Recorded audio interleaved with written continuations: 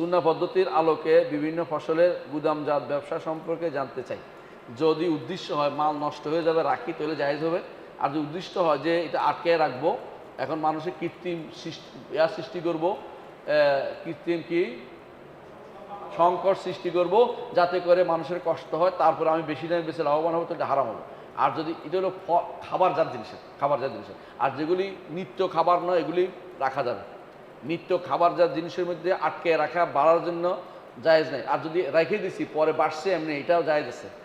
বাজারের সংকট তৈরির জন্য রাখি নাই, নষ্ট হয়ে যাবে এই জন্য আমি কিতে রাখছি, সাল্লা যা কি বলে এটাকে, ইয়ার ভিতরে রাখছি, কি